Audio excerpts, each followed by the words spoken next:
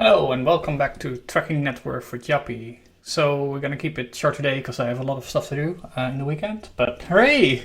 I reached half a million, more than half a million. We cracked it finally.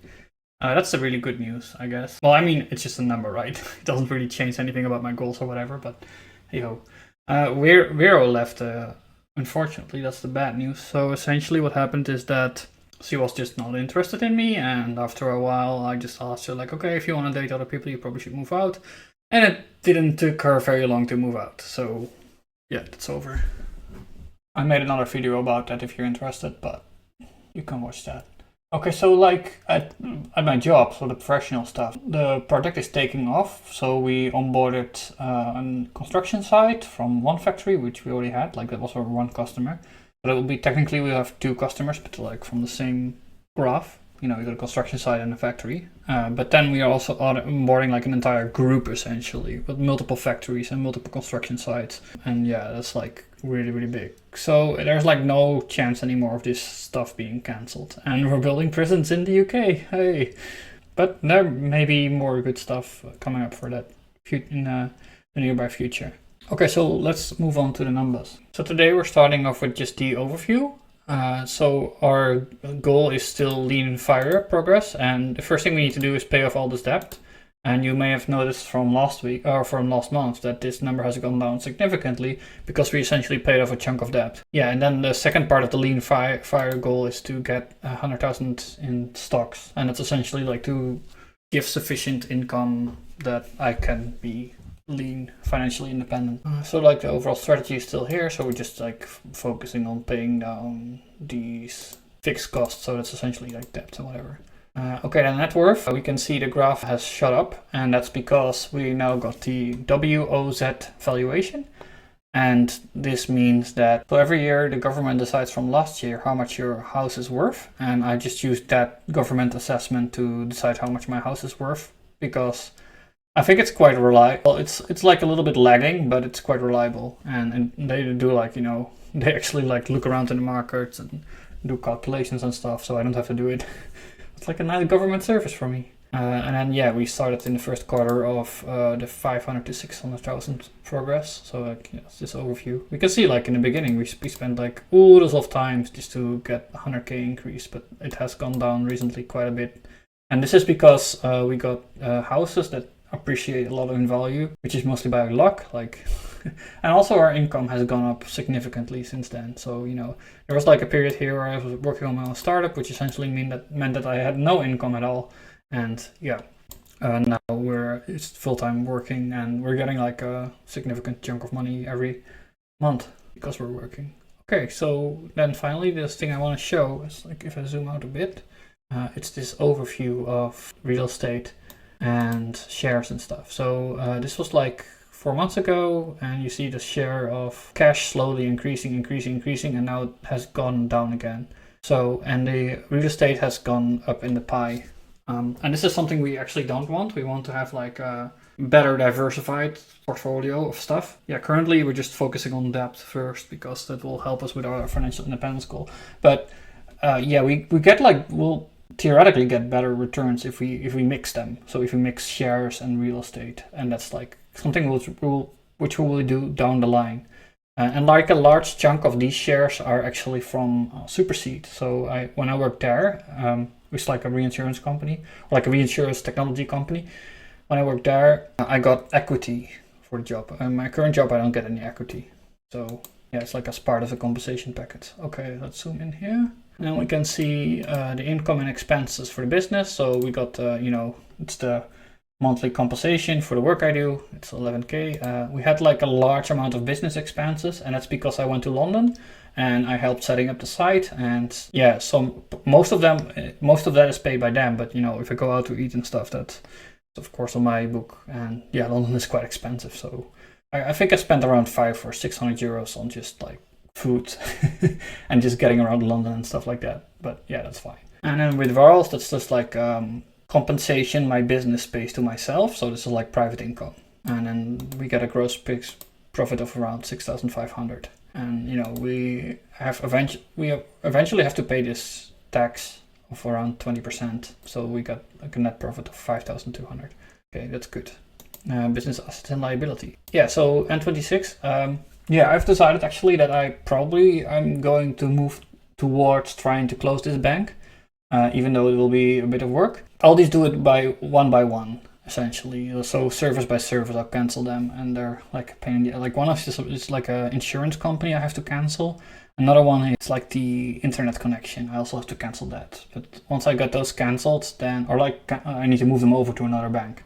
But once I move them over, then I'm done. So I'll just do like, I'll try doing like one a month or one a week. It's just like awful work, you know. But if I put in an effort, then eventually we'll get done. There's no hurry for this though. Okay, so ING software. So this is quite low, and that's because, you know, the London trip. We didn't have any costs for the holding company, which is good. And then the savings account, this is my emergency fund for the business. So this is, 6 times 3,500, which would be around 17,000.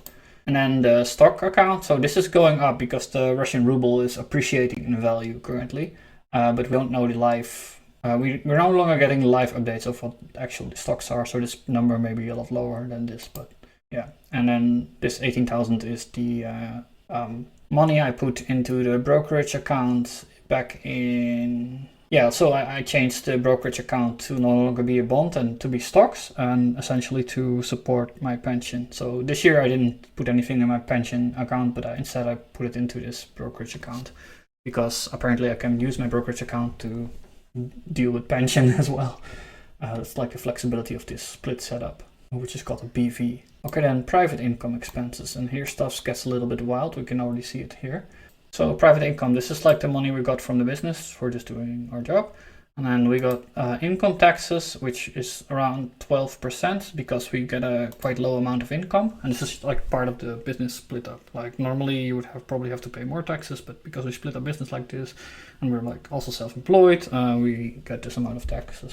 This is on box 3. So box 3 income doesn't get taxed directly. They make like an approximation of your income, but because this is a house in a foreign country, there's like a treaty with Aruba, and they let essentially Aruba do the taxes, and that's just a fixed 0.1% per year.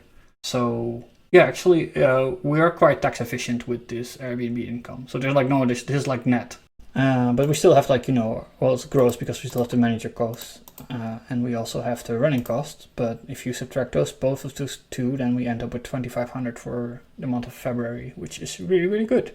Then my living expenses, they're quite high, and that's, I'm not sure why it's so high, but yeah, I mean, like relatively we're still below the mean for what we've been doing recently. And actually they will be a lot higher because I bought a bunch of new clothes as well.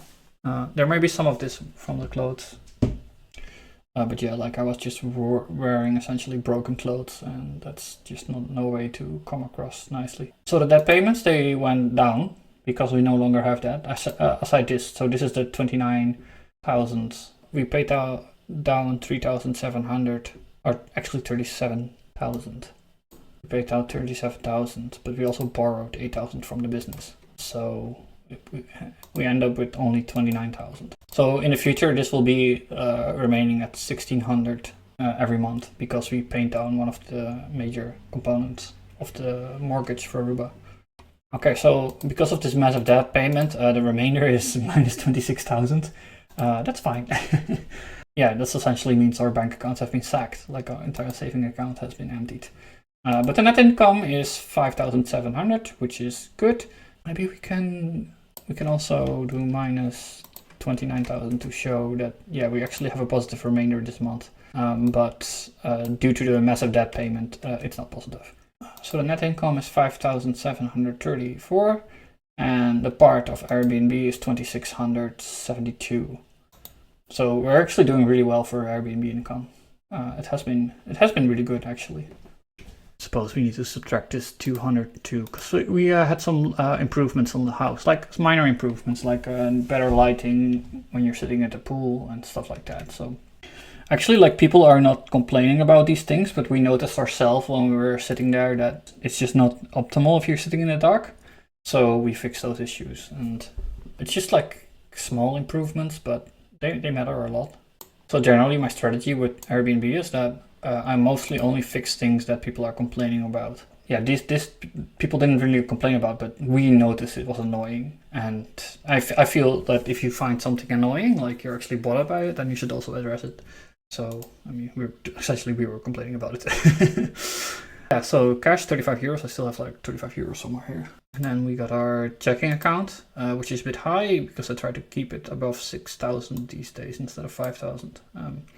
Just because, yeah, I like money on my checking account. But there you go. We got 2,377 euros in the CMB account, which is for the rental. So this will be withdrawn. And still, like, the exchange rate is quite bad for euro to dollar. So yeah, otherwise I would be sending over more money, but we're just waiting for now, and hopefully the exchange rate will become better. Okay, so Trade Republic, as you can see, we went down from 29,000 to 7,000. That's because we paid this debt. So we have actually done a lot of transactions behind the scenes, but the fact that it's already back up to 7,000 is because we've got a lot of Airbnb income and just normal income. Something else that happens is that people pay ahead. So they would pay, some people have paid for a booking in February 2026. That's a year from now. And I already got like half of that. So I don't accept a reservation until people pay, essentially. And I want to have like at least half of it down in front. Because often people say they want to have a reservation, but then they don't have actually no intention to come, or yeah, they say they want to do all this kind of stuff, or they just don't have enough money. So if you let them pay up front, then you're quite sure that they will come. And just the action of paying is just like a strong indicator that they actually want something, or they want to go. So yeah. That works really well. Yeah, I had another guy who wanted also come in January or something, and they said they wanted to go, and I told him like, okay, you have to prepay. You can do half if you don't want to do everything at once. And he had like this entire story. He had like an entire conversation with me on Facebook, and then in the end, no money ever arrived, so he has no reservation. He may have forgotten. I don't know. Maybe I should ping him. Okay, so the equity is going up because we're borrowing from the business, which needs to be paid back. We can see that a bit down the line. You know, we're not using this account actually, this brokerage account, but we probably will use it once we pay down all the debt. And then our pension is going down again because the S&P is not doing so great. But the pension for Flex is going up, which is surprising because it has been stagnant for so long. But yeah, I don't mind. Share supersede is going up again because of exchange rate. So there's actually no valuation change. We had a valuation change here, but yeah, it's the same. So let's see. The house, this is the big one, right? So we went up around 24k in value. I decided to remove this column. I'm probably gonna hide this column as well. And this was a column I added because I did house improvements. So I did like installation improvements and well, mostly installation improvements, also put in new windows. They would technically like drive up the value of the house, but I don't think, I mean, this is jumping so high up that I'm just gonna ignore this. By the way, you get like subsidies for doing this. I already got the subsidies and yeah, it's fine. We don't need to track this anymore. I think it's a silly column. So Jajastra, yeah, this is like the urban house. We didn't change the valuation either. This is just exchange rate stuff. Okay, student debt went up by, 4 euros because we're getting interest on that. We're still not paying this down. We'll be paying this down next year. We have to. We'll do the minimum payments because it's so low interest rate. There you go. Deferred income tax. So this is like the income tax we have to pay this year, which this will go up until like, we'll have to pay it in July. But I set it to increase by 70.50. I think the income tax will be around 18,000 in total. So this may be going up a little bit too fast, but we'll see. And then this is the deferred dividend tax. So this is because we got this BV structure. And this is just like, essentially, we're not paying these taxes. And if we liquidate the entire company, then we'll have to pay this amount. It's going up a lot faster now because we're over the 67,000 limit of equity. So that's this column, equity. So we just went over it, and this number would go up faster now because we have to pay more tax if we liquidate it. We have to pay 33% instead of 24.5%. Okay, so the pension, so this is like the tax we have to pay eventually over pensions, but yeah, we don't have to do it now, so that's fine. mortgage went just the usual minimum payments. So this is the mortgage I have with my father, the first mortgage I have with my father, and then the second one which I paid down completely now. So this started out as 45,000, and what I did with this money is I built a pool. I furnished the entire house and did various house improvements in Aruba. So because I borrowed this money, it's essentially allowed me to open up shop in Aruba a lot faster and allow it to generate a lot more income. Because I wouldn't have built a pool, then people wouldn't have booked it for the amounts that they're currently booking it for. So this like drastically increased, well, it both increased the value of the house and it also increased the income I'm getting from the house. So this is like, both of these are actually productive. I used this one to close the house, so to buy it initially, and I used this one to improve it. I didn't expect to need this thing. Actually, what I wanted to do was something way more simple, but my parents really pushed me into investing into the house, and I think it was a really good idea actually to follow through with that.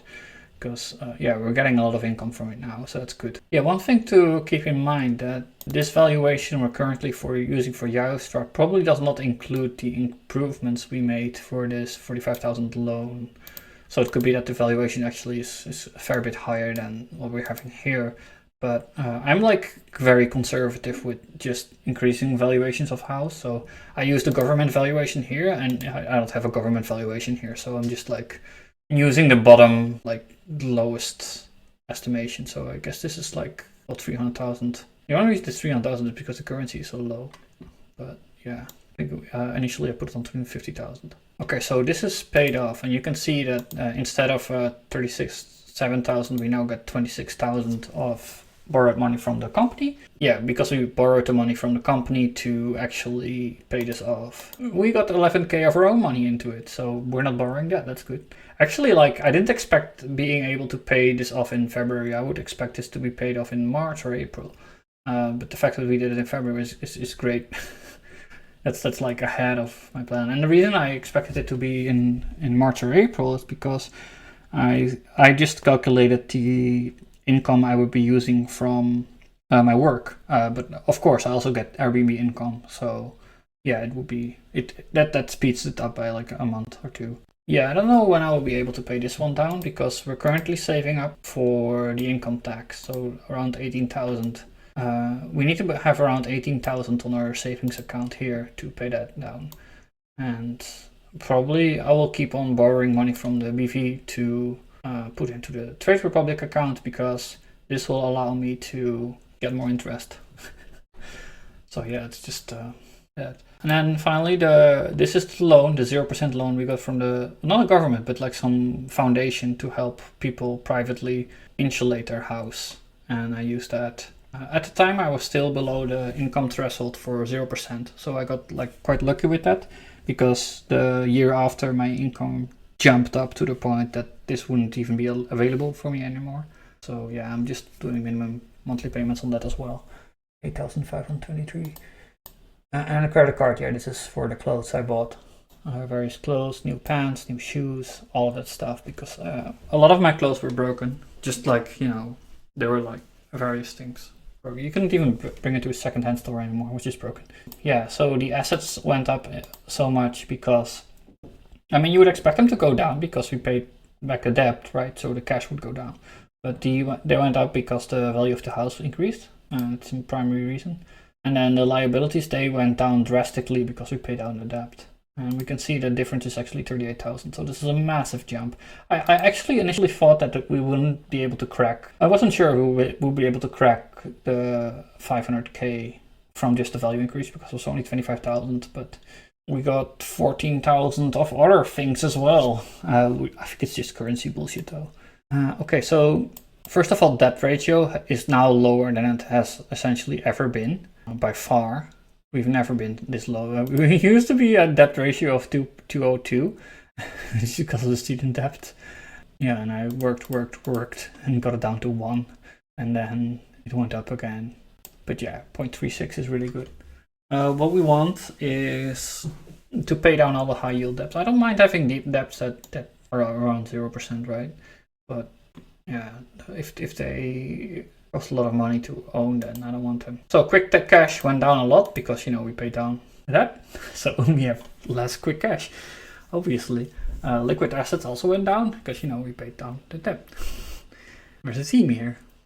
Okay, so one big thing here is that our net worth without the primary house, so without the house, this house, I still have like around 204,000 of just money that's actually doing work for me aside, yeah, just to live in. So this is actually the money that's like helping me in generating income. And then high yield debt, yeah, you can see it's like almost halved because we paid down that chunk, and only 16% left. So it used to be really bad, 41%, but we got it all the way down. Oh wait, you can't even see. So it used to be really bad, 41%, but we managed to bring it down to 16.04. So all of this brings our total net worth to 513,000, which is a lot of money. And I would never in my life would have expected to reach that at age 33. I almost reached that at age 32, but oh, it doesn't matter, right? It's still really impressive. And I think most of this came due to appreciation of the house and the house in Aruba as well. And yeah, just like luck. But also I think I have quite high income, so that's like obviously helping as well. Anyway, if you have any comments or like ideas about this, please leave a comment. I really enjoy talking about this and having more engagement. So thanks for watching, everyone, and see you all next month. Bye.